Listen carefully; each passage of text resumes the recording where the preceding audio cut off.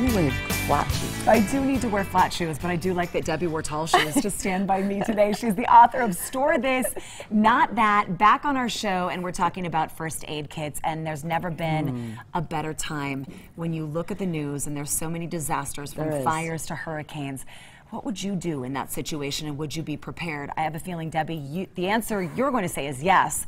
I don't know if I am at my house. I don't know that anyone's actually really totally prepared when something like that happens, and it happens in a minute. When, 5 minutes you have to leave your house. Some of the people didn't even get that much warning to get out. So there's so many different kits. There's everyday and there are disaster kits, and you brought a couple different ones. Do you have all of these at your house, Debbie? Totally. These are from my house. These are from your house. Okay, so go through each one. What should we have? Okay, so I'm starting out with the simplest one, and that is a kit for your purse or your backpack or your briefcase.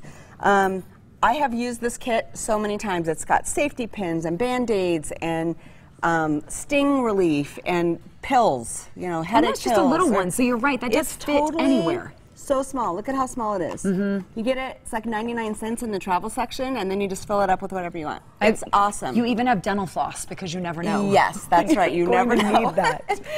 Okay, so that's kit number one. Kit number two is stuff your 72-hour kits. Okay. And it's sort of the same, just a little bit more. If you're hiking or having to evacuate, you're going to want something in there. You don't want it too big because then it takes up too much room. But it's not in boxes in your basement. It's actually in a backpack that in a second you can grab and go. Yeah, and this stays in my car because my car's with me wherever I go. So if I need to evacuate, something happens when I'm here and I have to get to my daughter's house, I can throw on my backpack and go. Debbie, so you have what inside? Inside of here? Yes. Oh, so clothes, first aid kit, change of shoes, some food and water, and lighting things. I have masks and, goggles, things like that, because earthquake, you get lots of stuff in the air. And what about this kit? Okay, so, skipped one. Auto kit. Oh, right so there. I keep this underneath my seat. It has a lot of the same stuff I have in my house, but I can't tell you how many times I've used that when I've been places and somebody's needs something. So it's underneath my seat in my car, and I always have it with me. I love that you said it might not be for you. It might be for someone else, that you need something and it's there and it's ready to go. I've used that a ton.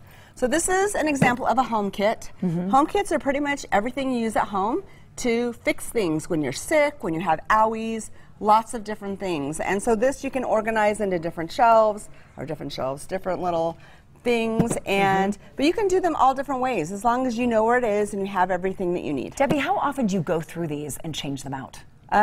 Well, not super often because I'm using stuff, and a lot of it stores for a long time. Band-Aids don't, though. They lose their, they don't stick. I didn't know that, really? Yeah. My last class I pulled out Band-Aids and they just all fell apart. Wait a second. Time to put more in there. Yes, but you have your Benadryl, you have your Tylenol, you have your anti-diarrhea medication. Never know when you need Never know, and your Aleve, and then even like your bug spray or your antibacterial spray. Yeah, this is, and it's for kids, so it makes it numb, so if they got an owie, you spray, it doesn't hurt, they stop crying. It's awesome. So from that to the big guy. Yes. Big guy over here. So this is like my big bad boy.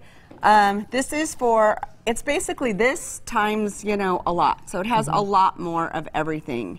And this is like my normal kit. I also have some things that people probably don't normally have, like birthing kits.